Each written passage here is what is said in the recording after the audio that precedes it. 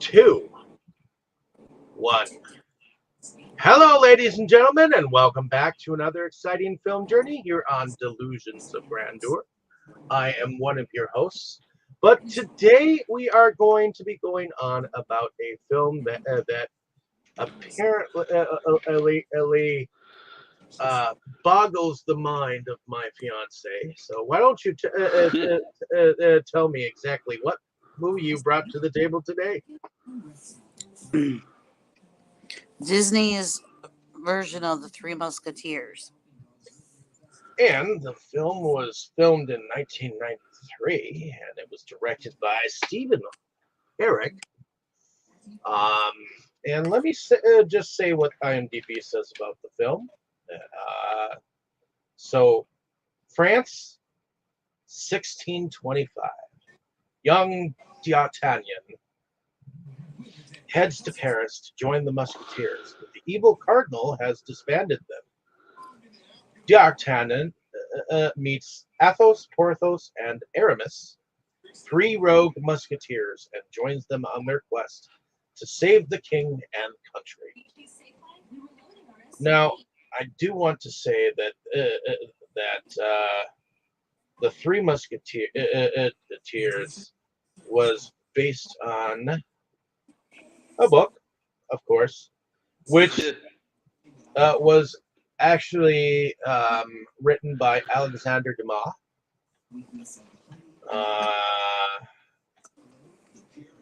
And it actually spawned a series of novels, to be honest.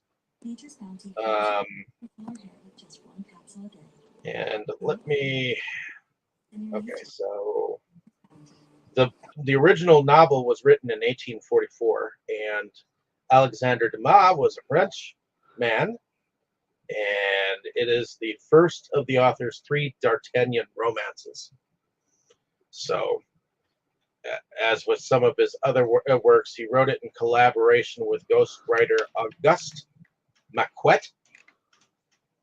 It is a swashbuckler genre, which has heroic, chivalrous swordsmen who fight for justice. But I always thought that they were actually like. Okay, so yes, the story of D'Artagnan is continued in 20 years after, and the Vicomte of Braglione 10 years later. He presented his novel as one of a series of recovered manuscripts, turning the origins of his romance into a little drama of its own. In the preface, he tells of being inspired by a scene in Memoirs de Monsieur d'Artagnan from 1700, a historical novel by Gatien de Courtils de Sandras, printed by Pierre Rouge in Amsterdam, which Dumas discovered during his research for his history of Louis XIV. According to Dumas, the incident where D'Artagnan tells his first visit to Madame de Treville, captain of the or Monsieur de Treville, captain of the Musketeers, and how in the antechamber he encounters the young Baroness with the names Athos, Porthos, and Aramis, made such an impression on him that he continued to investigate. That much is true, and the rest is fiction. He finally found the names of the Three Musketeers.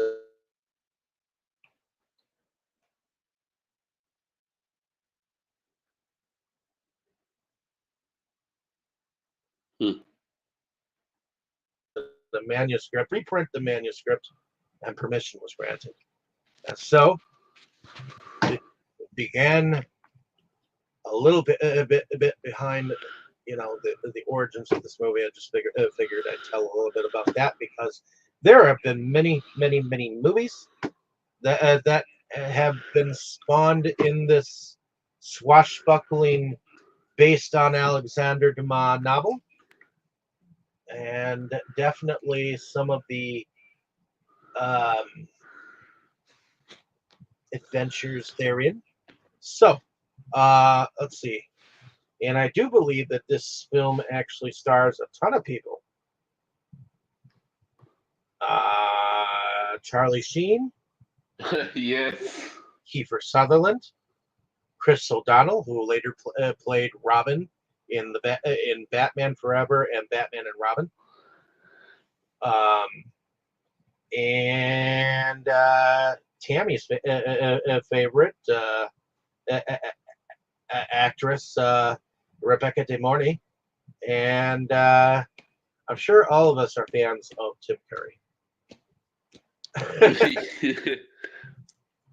But Indeed. Gabrielle Anwar, Michael Wincott, Paul McCann, among many others. So, Tammy, did you want to start us around with first impressions?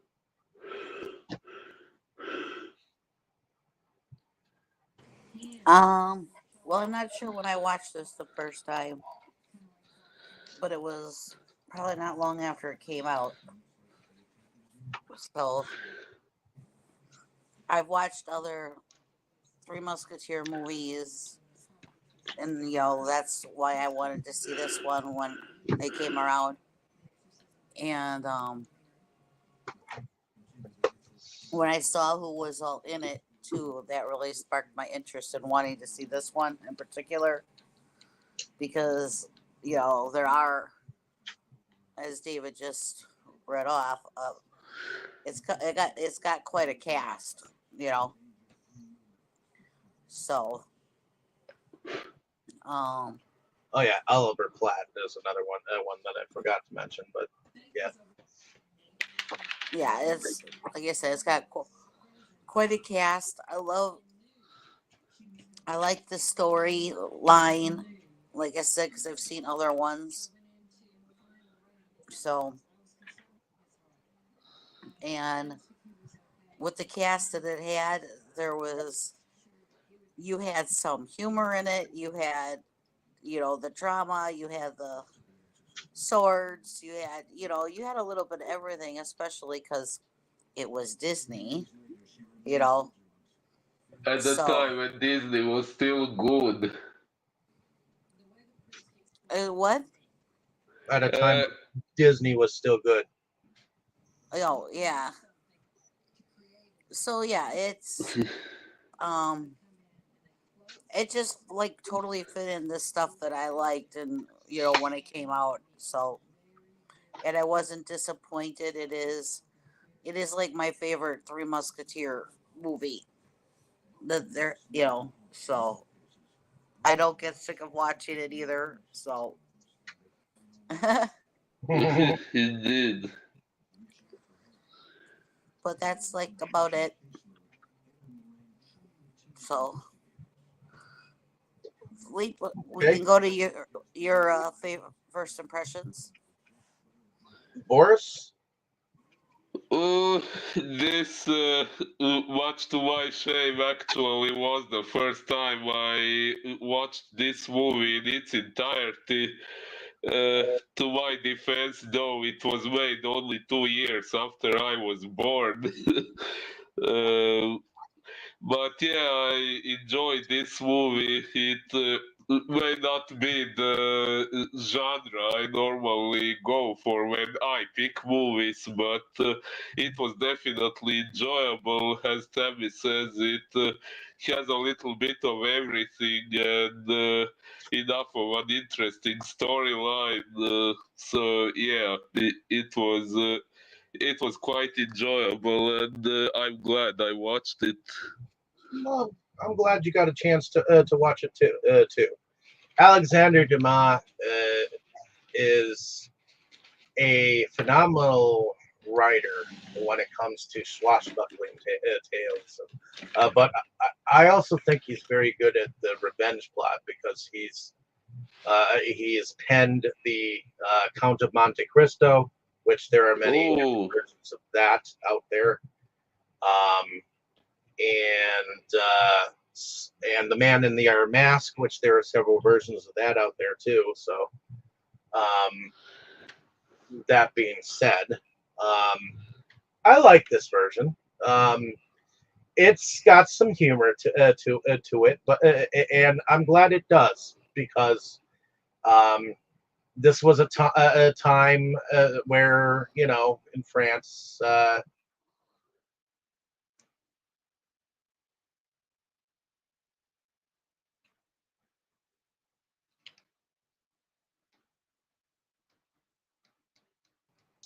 Fledgling thing that couldn't command shit. So he decided he wanted to rule it for himself. But um, the one thing that this king had was an army that was like almost like invincible. I mean, basically an army of security guards, which if you thought about it, they're supposed. It's almost like the presidential secret service of its time, except they had swords, they had robes, and they had honor. But I enjoy this film and the variation in versions of them because each version has definitely people who have spanned some of the TV series. I mean, there's a version that I know that had Joan Collins, who played Elizabeth Collins Stoddard in the Dark Shadows uh, television series that are like Vincent Price played in a version of it. Disney. This is not Disney's first rodeo with the Three Musketeers because I believe they have one called the Three Caballeros, and I think they have another one that's called the Three Musketeers that involves some of the original Looney Tunes like Mickey Mouse and Goofy and all that. So.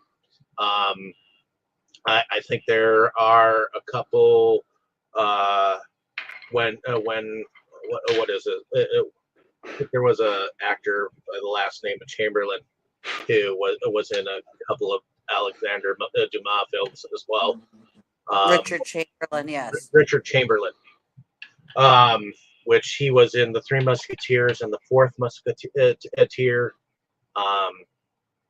and I believe he was also in a version of the Count of Monte Cristo, which wasn't too bad. Then there was another one called Lady Musketeer, and one called The Musketeers. And then within the last couple of years, and I think in 2023, there was a two-part one that was called The Musketeers, and then it was like in two parts. There, the BBC has also had several television series involving the Three Musketeers, and I know only one of the like black and white ones that the BBC did is out on DVD. But they did a second one to that series, and then they redid it several years back. Which Tammy, you and I started watching some of that. And yeah, there's just a lot that spawned, many different adaptations. And I do like Oliver Platt's humor in there, so it's it's I was definitely gonna say comical. that too. He's definitely the more humorous one out of them. Yeah, and not Martin Sheen, Charlie Sheen, definitely had a little bit of humor in there too. So, Of course. but in any case, I'll hand this back over to you, Tammy. I thoroughly have enjoyed this each time I've watched it, and I know you pulled it out from time to time. We watched it together, and I'm glad that I rewatched this because and there was a version of the Three Musketeers that Orlando Bloom did, like sometime after the Lord of the Rings and stuff like that. It was totally CGI, but he also did a version. So, But in any case, Tammy, bring us into the plot line if you can remember it. Well, D'Artagnan he wants to join the Musketeers, Well, it starts and with duel. well, it starts actually with this redheaded weird dude accusing him of defiling his Uh, sister. So he's dueling him, and then a big chase ensues because now this guy's the brothers are all chasing him through this whole big thing, and he's told them all he wants to do is go to Paris and be a musketeer. Just leave me alone, I didn't do anything to your sister, and yeah, it nobody's listening to him. So he finally gets away from everybody and is on his way there. Little does he know that on his journey to Paris, the corrupt cardinal has disbanded the Musketeers. And so when he Assistant arrives, of his own security guards. Right. huh? His assistant or captain of his own personal guard, Mm-hmm. Well, which he did it. He's the one that did it, but it was on the Cardinals say so. Yeah. Because the Cardinals' main agenda right now is he wants to become king. Okay. And the king that's in power right now is a very young king. He's very young, he's very naive, and he totally trusts the Cardinal. And the Cardinal doesn't think he's gonna have any problem getting rid of this king and becoming king. So, and without the Musketeers to protect him, it's going to be even easier. So, when this whole disbandment goes on, it comes to the attention of the Cardinal that Three Musketeers did not show up for this, which are Athos, Porthos and Porthos, and Aramis, which of course are our main guys. And so the guard is sent out to look for them. And while this is going on, young D'Artagnan shows up. And he unknowingly actually meets the Three Musketeers. Well, at least one of the Three Musketeers. While after like they have like burned down the evidently house in which the Musketeers actually Right. He gathered. first meets Athos, and he offends him, and so Athos says that he needs to teach him manners. Oh, And that meeting was funny. yeah, and so that becomes the first challenge. He challenges him to a duel. When he leaves there, He runs he into runs into that redheaded freak again, yeah, and who chases him, and I think it's a bunch of soup and stuff all gets spilled all over Porthos. which is played by Oliver Platt. And he he turns around and challenges D'Artagnan to a duel. So the first one was at noon. This one's at 1:00. And now, as he continues down the way, Artemis is Aramis. Aramis. I mean, Did It's you not the mistake him? owl. It's not the owl from the Sword in the Stone here. Or, or the Aramis. cat from Sailor Moon? Aramis is supposedly teaching Bible to a very young lady, and Letting a lady confess to him or some such nature. and things go a little awry, and then her husband shows up. Shooting his musket at him, and he lands On lands on D'Artagnan, and he thanks him for his fall, breaking but his. D'Artagnan was insulting towards him. So now here comes the third duel at 2:00. So, before the duel happens, the three of them, the Three Musketeers, are in a bar or a tavern, and they've kind of shown the guards what they think of them, trying to arrest them, and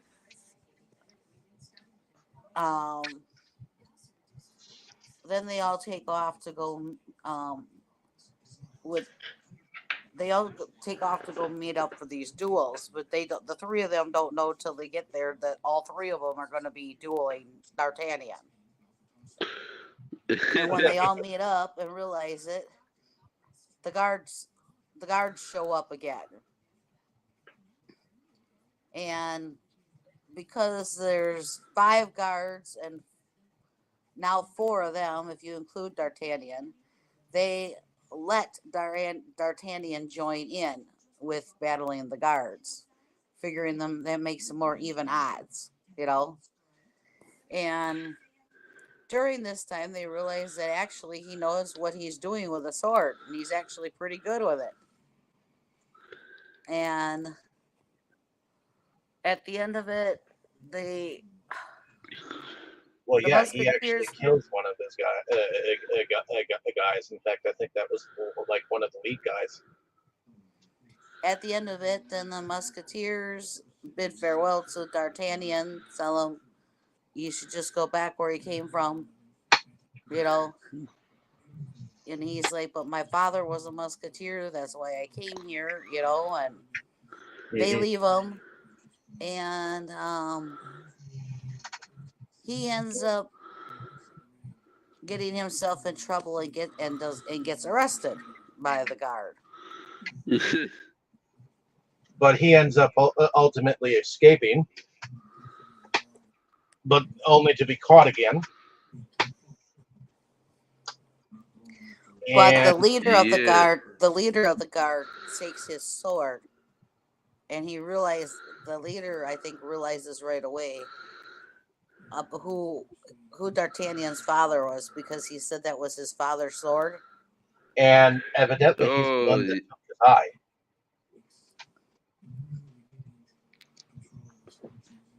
Yeah, the eye patch guy.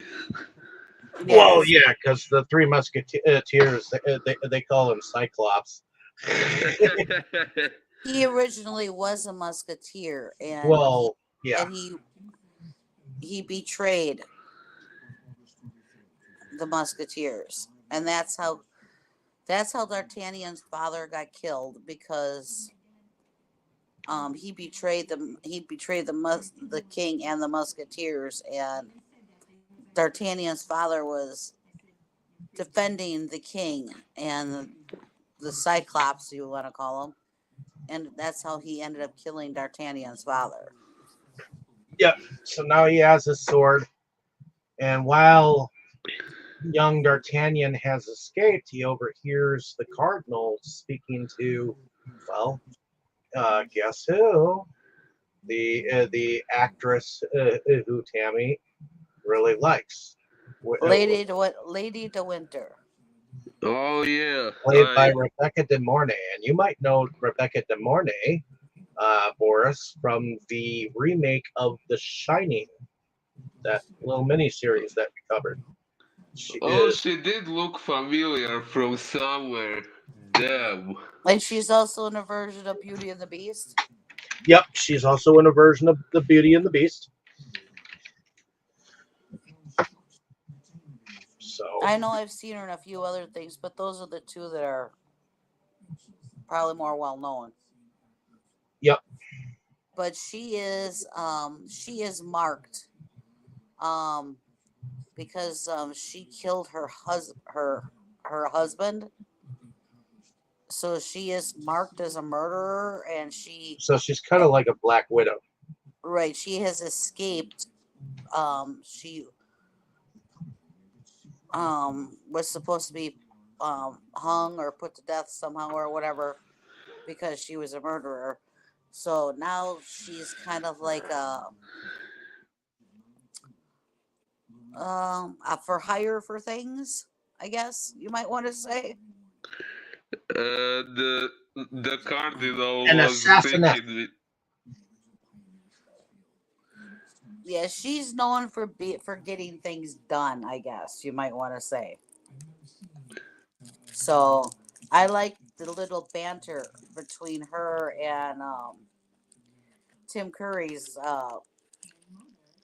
cardinal character in this meeting. I thought that was quite interesting. You know, with the flick of my wrist, I could make you. Oh, I could change your religion. Yes. she kind of should have done that. Yep. First he threatens her, then she's got that knife right there and says, "Yeah, well, I can do this." Well, and she's not the only one that the cardinal hits on too. She also Right. hits on the king's affianced, because I don't think they're married yet. They are married. Oh, they are married? Yes, it was an arranged marriage. That's why they don't seem that close, because it was an arranged marriage. And the cardinal and the king are the ones who arranged it. That cardinal was really thinking with his penis. Well, you know, Tim Curry is very good at playing a bad man, Oh naughty yeah, man, was the bad definitely. guy. So he's been in lots of things. I have always liked Tim Curry myself. So, but anyways, yes, D'Artagnan overhears this plot for overthrowing the king. That she is supposed to take this message to the Duke of Buckingham, I believe. And his signature needs to be on this paper alongside the cardinals before the king's birthday, I believe is what it is. It's a birthday celebration. So she has until such and such date to get this paper and get it signed. And D'Artagnan overhears this.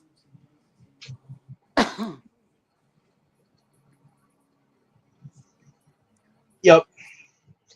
And then of course he is found by the Cyclops. by Cyclops. Let's just refer to him as Cyclops. I didn't even memorize his name. Well, he's the one. He's in charge of the King's Guard. So I believe that's Michael Wincott. Rochefort. I guess that's his name. Yeah, I think so. But he also plays Guy of Gisborne in Robin Hood, Prince of Thieves, Top Dollar and the Crow. Let's see. He plays in 2 episodes of the Westworld TV series recently. But I remember him from the Count of Monte Cristo as the dude who was in charge of the prison in which the main character was locked up in, and he would whip him on his birthday for the next 20 some years. Well, I remember him from Robin Hood. He was also, I think, in Willow. But in any case, let So us. he catches D'Artagnan, and then D'Artagnan is to be put to death. And while he's up on the scaffolding and they're going to chop off his head, of course, this redheaded dude shows up again, too, with his brothers. You know, D'Artagnan, don't lose your head, you know, and everything. And D'Artagnan doesn't realize it until the axe is almost like being swung down over his head, that the Three Musketeers have shown up to help save him. Right. Porthos is the one that's supposed to be doing the chopping, and Aramis, right? Aramis? Yes. Yes. Right. Aramis is the one standing there, and that's when he realizes it, because he says a blessing to them, and then he realizes that they're there. And of course they escape in the king's, no, not the king's, whose carriage? Well, and the cardinal carriage. Yes, and he was like, "My carriage, my carriage!" As they go jumping through the roof of it. Get them, you fools! And it was mentioned that Aramis had actually been a student of the Cardinals at one point in time, too. Correct. But I think that's when he stopped being a student, when he realized that he was corrupt. Mm-hmm. So the big chase ensues, and they manage to get away after they end up. I don't think they planned on blowing up the village, but they ended up blowing up a village. Which is it was kind of like, okay, the villagers all helped to slow down the guards, and they got away, and then they ended up blowing up their village. So I don't think they meant to blow up their village. No, I don't think they did either. Yeah, they didn't mean to, but Spuda! Sorry. So, well, it was kind of like a domino effect.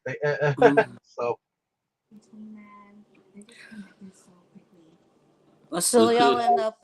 I think this is one of the funnier parts, that they all end up in another tavern, and Porthos is trying to tell D'Artagnan about how to woo women.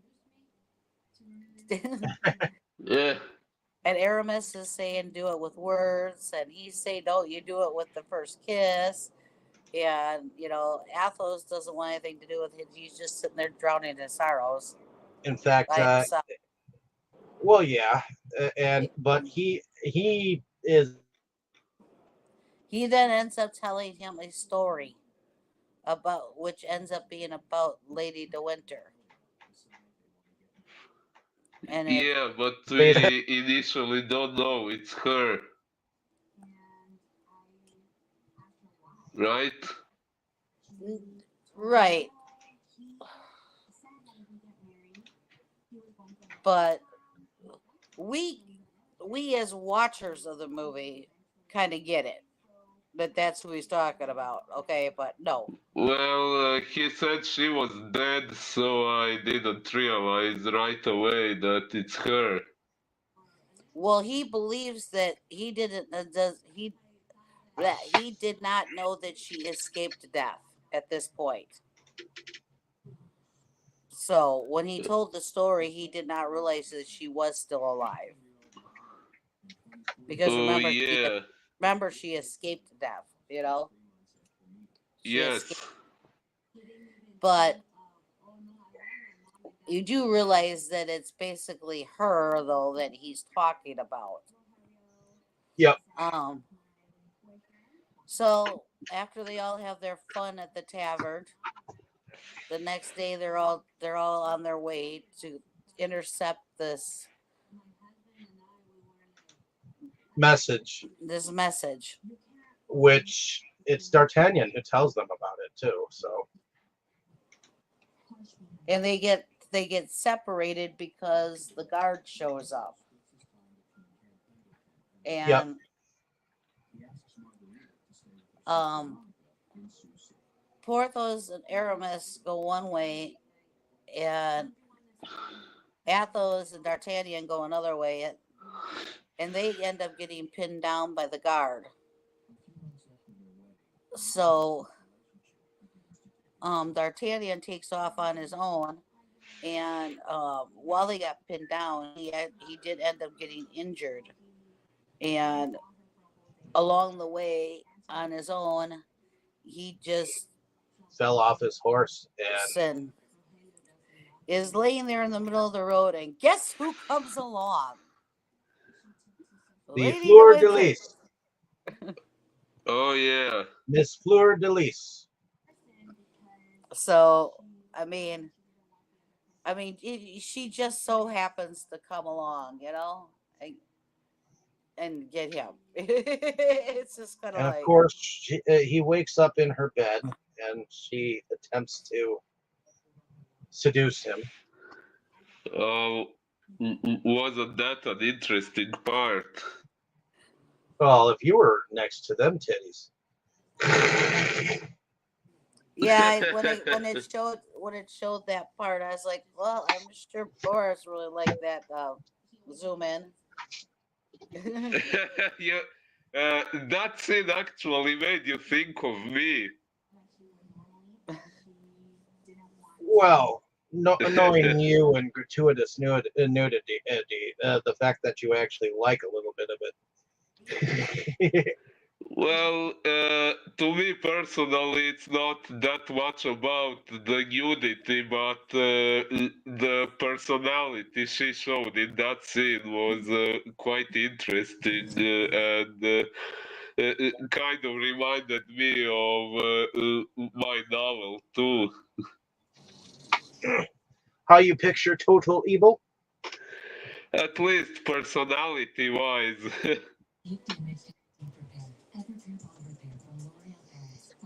But anyways, he jilts her love, and because he jilts her advances, he kind of thwarts, like, because I think she was actually going to kill him.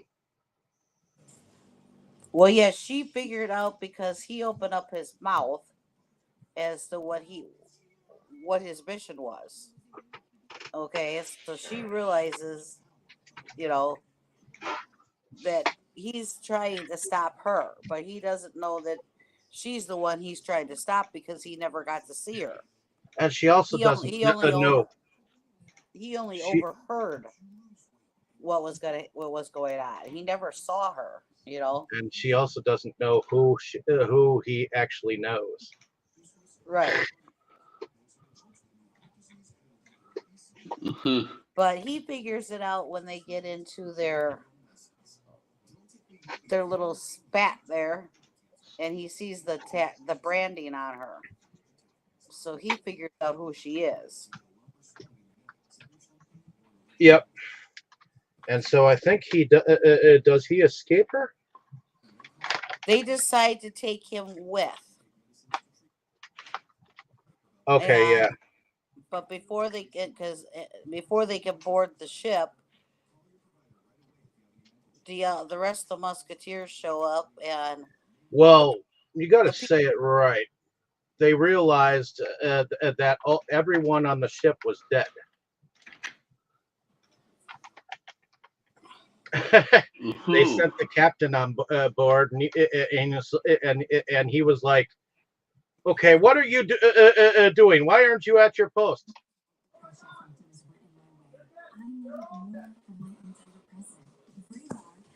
Mhm. right, but then the rest of the musketeers show up, and then the people looking for her because she escaped show up too.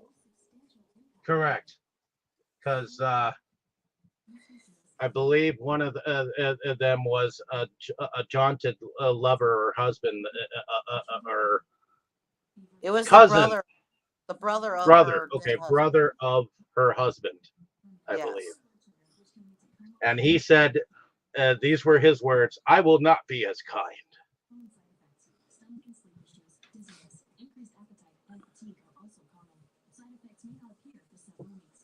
But anyways, tally ho. Okay.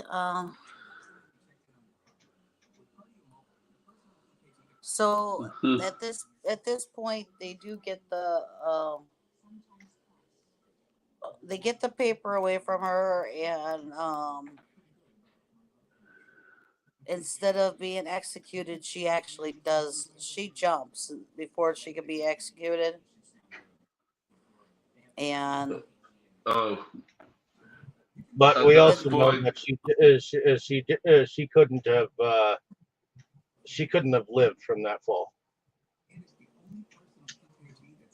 but now the uh, musketeers realize that they have to get back because there is now an going to be an assassination attempt on the king.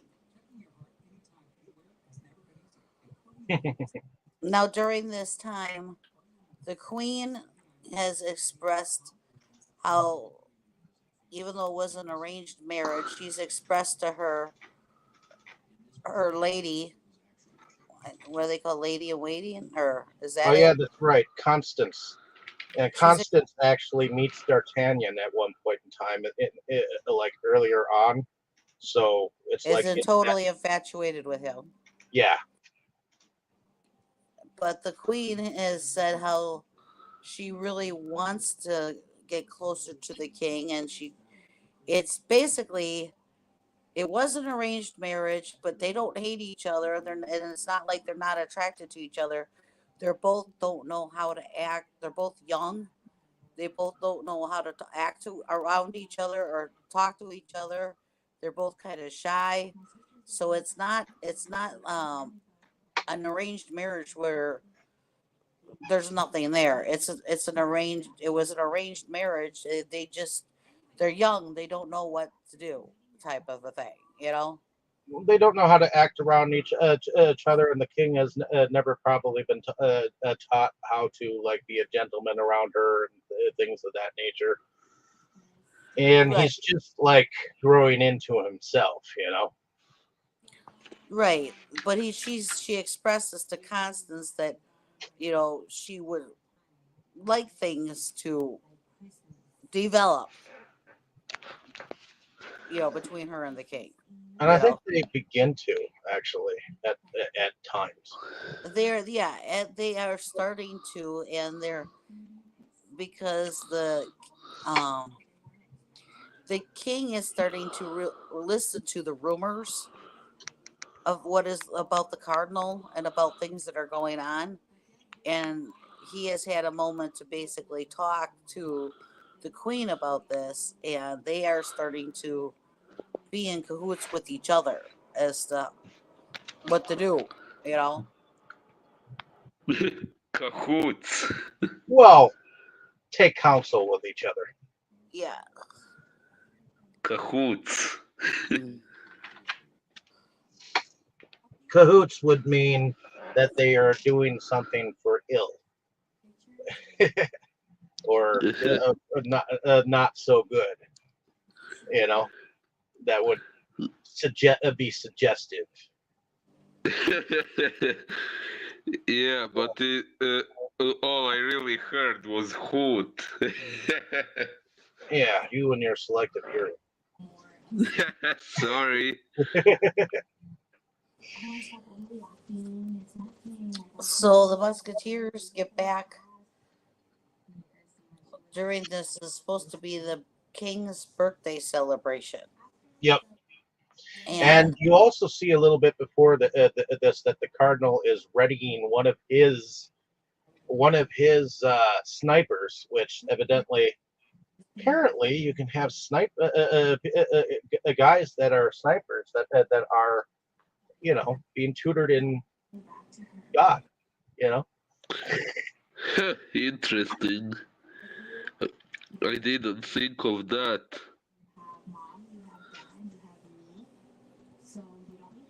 so when they arrive there, D'Artagnan happens to realize where the sniper is. It goes to go after him,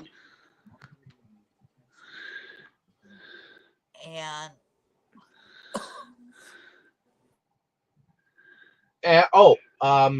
And I almost think that the rest of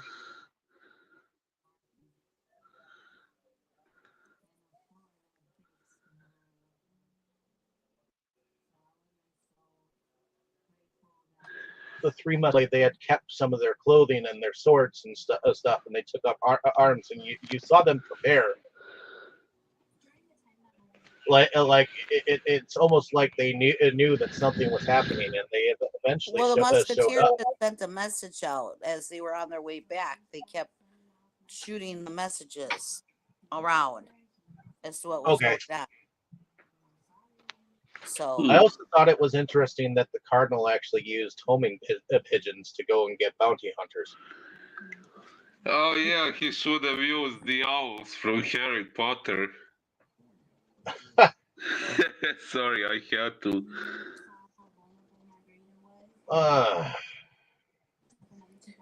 Honestly. Anyway. So after Hoot, the hoot. attempted assassination, yes, D'Artagnan ends up fighting with the sniper, and all the musketeers end up showing themselves and taking on the guard. So you have a full-fledged fight going on. At one point, Aramis is shot, but he ends up surviving because his cross stops the bullet, of all things. Yep. And And what is it? Porthos. He ends up with Ugly. yeah, that was one of the good scenes when he was down in the dungeon and he's like, "Was it Holy Ugly?"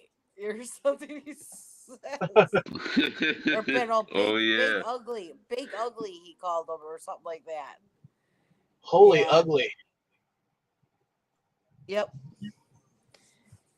And they get into it. That was quite a little fight there, and it's funny because he thinks that that he's dead already, and he comes up to him. The dude's like, ah, and he goes, ah. And then something swings down and pushes him back on the spikes. That was funny. And then later when he shows up next to Athos, he's like, "It's about time you show up. Where are you?" He's like, "I was dealing with Ugly. Something ugly." Yes. Yes.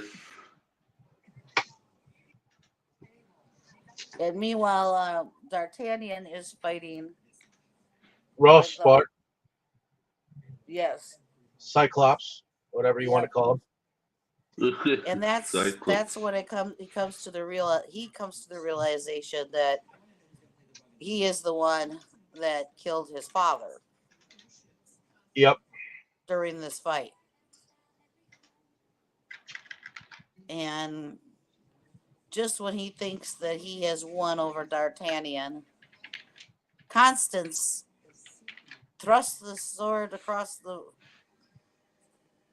floor right into D'Artagnan's hand at the right time, and well, that's the end of that.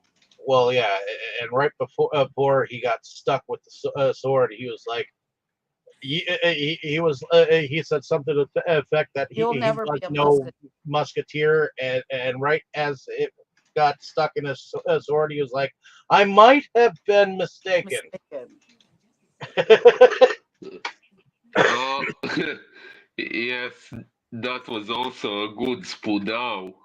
In the meantime, the cardinal is trying to basically Escape in the kidnap the king and queen and escape with them. Yes. yep in this underground like river that appears to be underneath the castle. Um, and of course, he thinks that he's going to have help from afar, which he's told no. And of course, that's when Aramis shows up on the actual boat that they are on.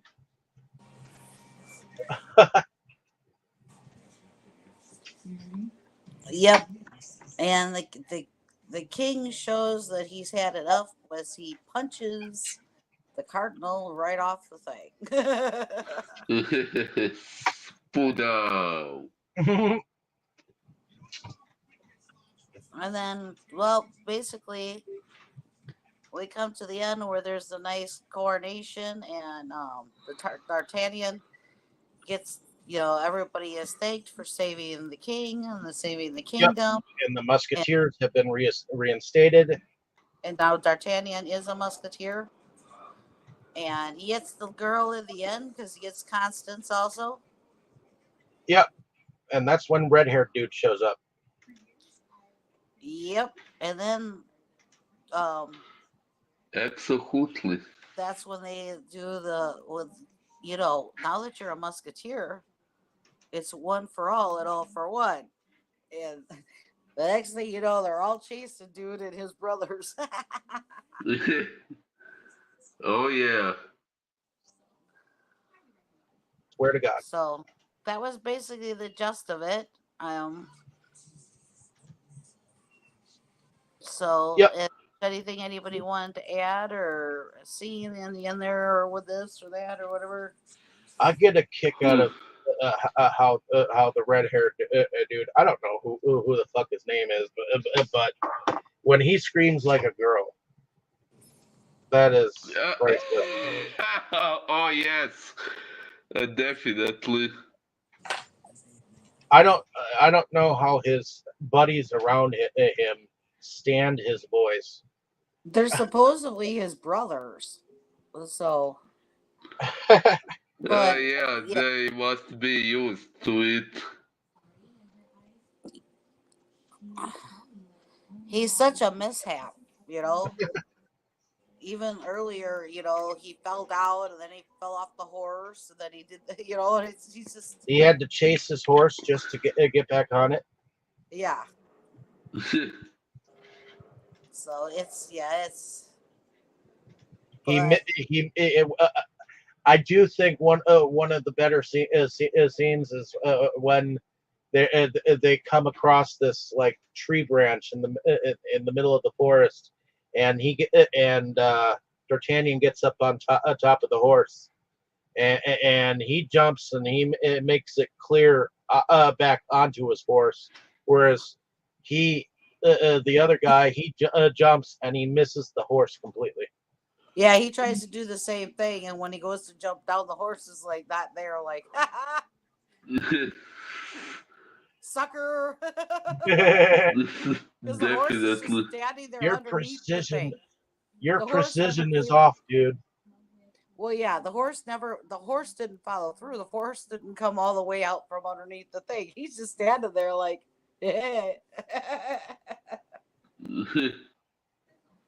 Like psych.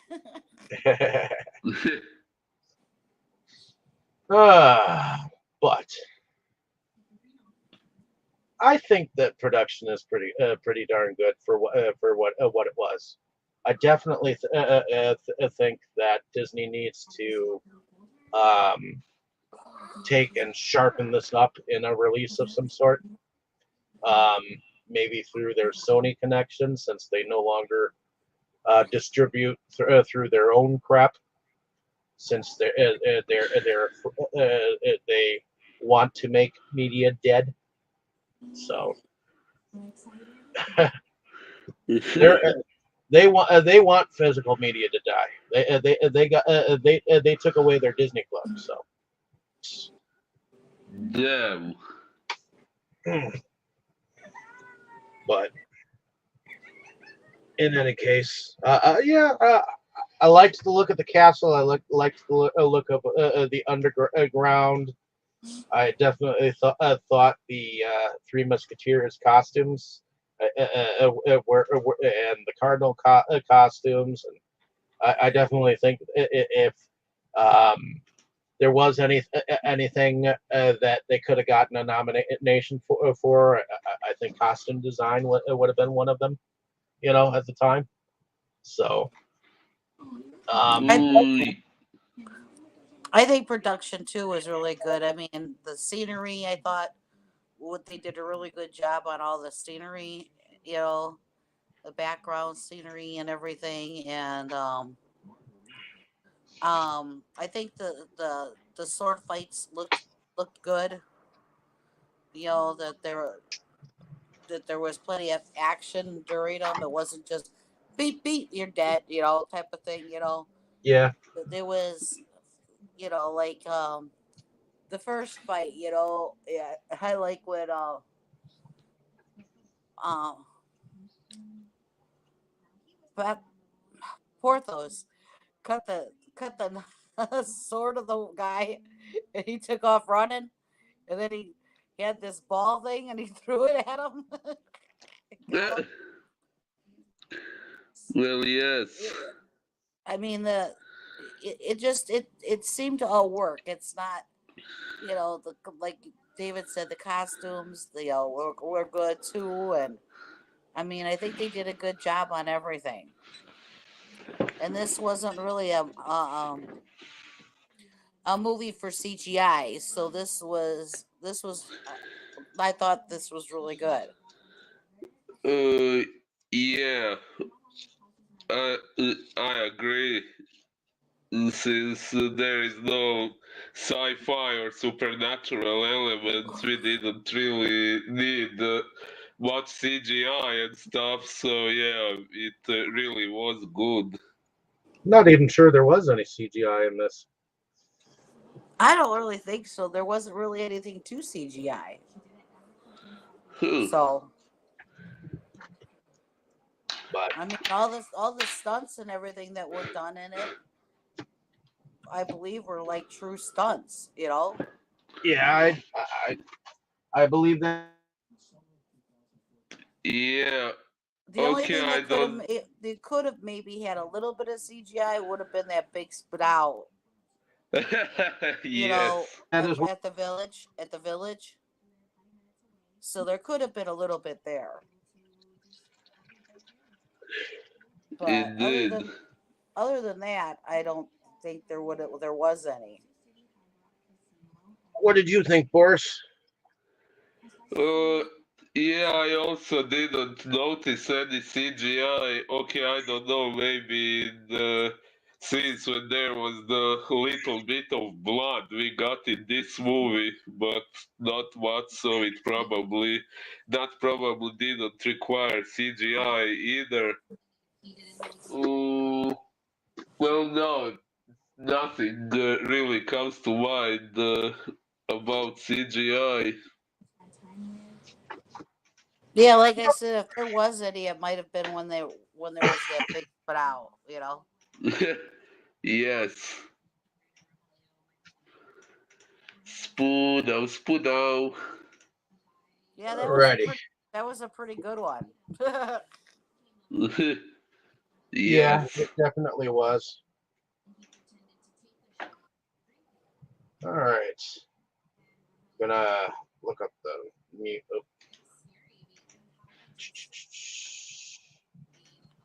Look up who did the music. So the music was done by Michael Kamen, and that makes sense. He was the composer behind Robin Hood, Prince of Thieves, from 1991, and Don Juan DeMarco, which was a film with Johnny Depp where he played Don Juan. He was also part of the music department of X-Men and Lethal Weapon. And I guess he was a composer for the theme music of A Good Day to Die Hard, so he was part of the Die Hard stuff.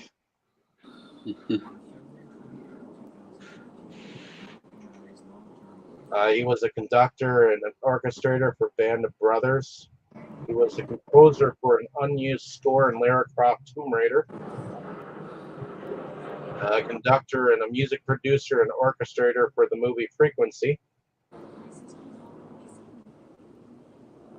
He was a conductor and music score producer and orchestrations for the animation of The Iron Giant.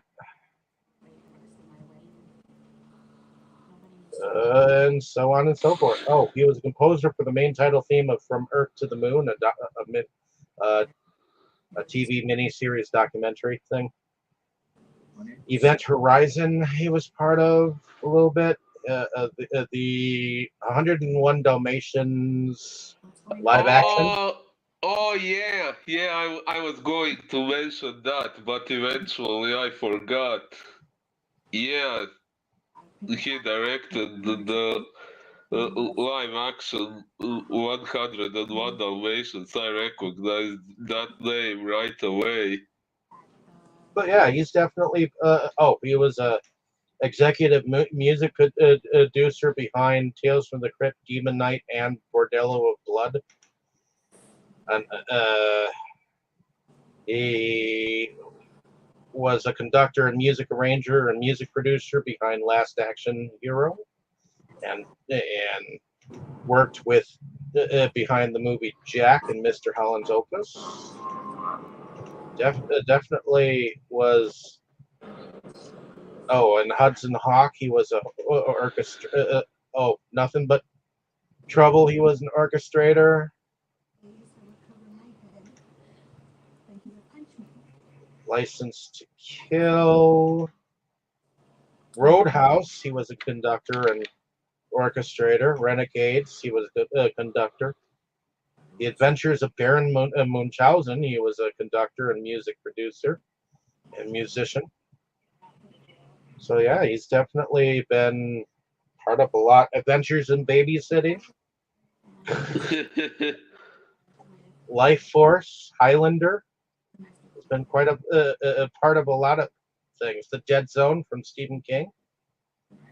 Oh, and I guess he was behind some of Pink Floyd's stuff, including The Wall. Ooh. A movie called Venom. He was the conductor for. So yeah, I guess he was part of a lot. So, did anyone notice the music? No. Uh, uh, Actually, I noticed the ending credit song by Brian Adams, which I actually knew for a long time, but never knew it was from this movie.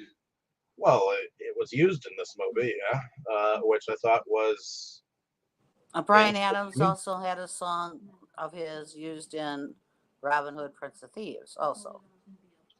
Okay. So Which one of his was in that movie? Everything I do for you. Oh, I know that one too. Nice.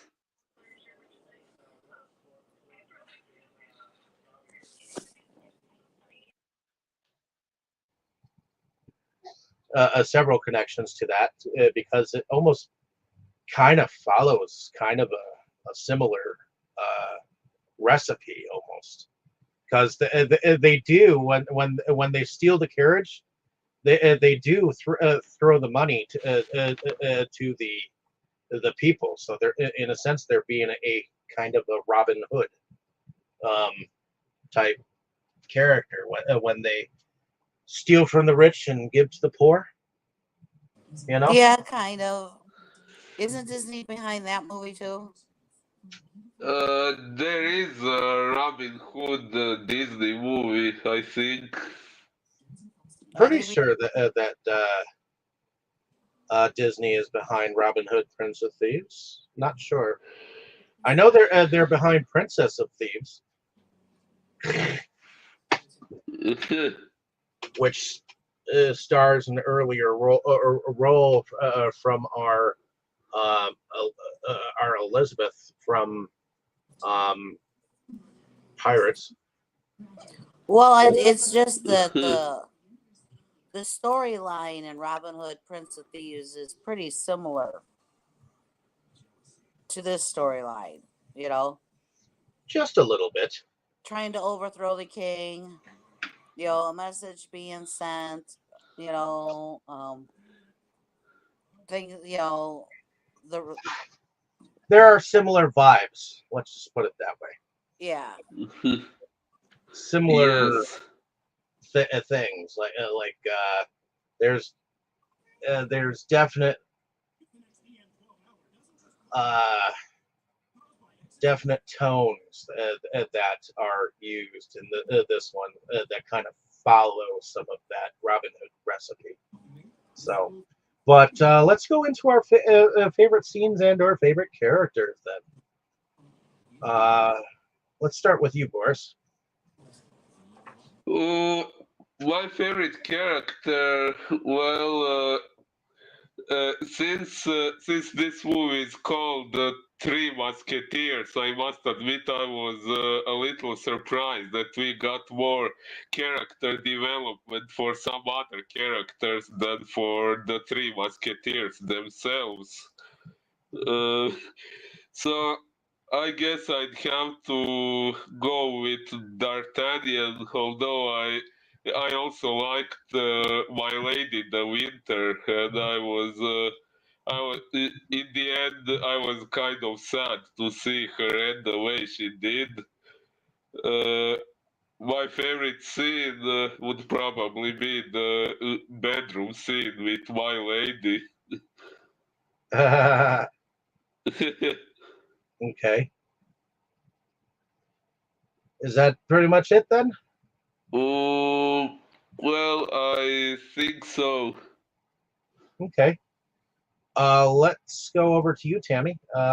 Favorite scenes and or favorite character or characters. Well, yeah, it's gonna be characters because Tim Curry has always been one of my favorite actors. So yes, I do like the Cardinal, but um, I also I like Porthos. I really do. I like Porthos. He's just he's my favorite one out of the Musketeers. You know, um, and you guys are gonna probably think it's weird. I think he's the cutest one out of the Musketeers. But Interesting thought. I don't know. For some reason, I thought he was the one that was the best looking out of them all. So D'Artagnan was too pretty boy for me. So, but Mm. anyways, one of my favorite, I guess, one of my favorite scenes was the one with Porthos and the Big Ugly. That's one of my favorites too. That is, it's just you can't stop laughing. Um, and of course, the beginning when D'Artagnan manages to get um, a challenge from all three of the Musketeers right off the bat. You know that whole sequence. I like that too. Yes. So I think I'm going to kind of go with. I'm not trying to copycat you, dear, but those are some pretty funny parts. And anything with that red haired dude that shows up, he is hilarious throughout the whole thing. Because no matter what, even when he bitches, when D'Artagnan escapes, you can hear that high pitched whinny in his voice, and it's like, God damn, you know. Definitely. So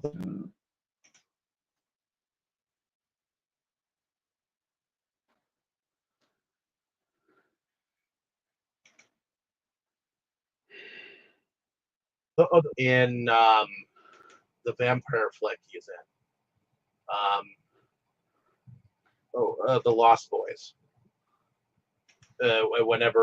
Whenever I think of him, you know, or recently at least, since it wasn't that long ago, we were actually watching um, the show he's in 24 hours or whatever. So other than that, favorite character, I do like Tim Curry as an actor. So I did kind of enjoy his somewhat uh, uh, sexist piggishness. That's a really good I mean, he description of showed up in him. the queen. He showed up while the queen was still naked in her bath, and she was all like semi-conscious about her.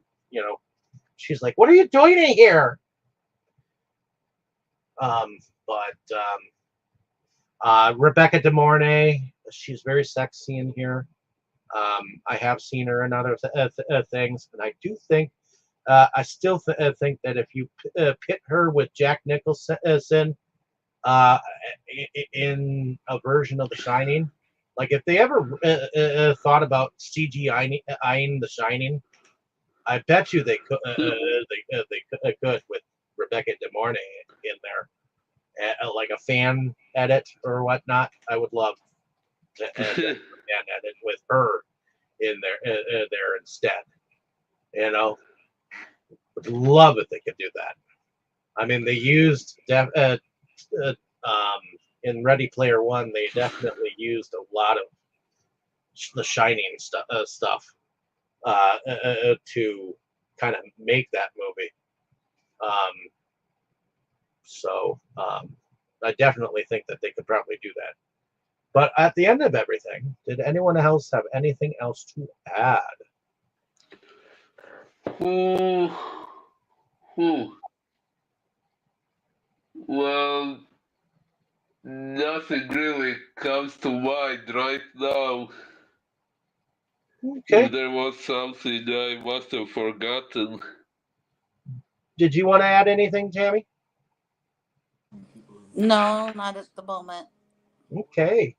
Well, thank you for listening, ladies and gentlemen. Hopefully, you enjoyed our discussion on this film. I had fun. Um, and Same. definitely let us know down in the comments what you thought of the movie, what you thought of our discussion. And since it's my turn next time, I'm going to go with Casper, the movie. Which one? The Are movie. there well are there multiple versions? No, there's just one. Well, there's technically like sequels, but they. I'm not talking about the original Casper the Friendly Ghost cartoon. Um, I'm talking about the live action Casper that came out in. 1995 Yep, by Brad Silberling. sounds like it. Oh, cool. Casper. Yep. starring Bill Pullman and Christina Ricci. I figured I'd go with this one because we're starting to go into the spooky season, and Oh, nice one. it's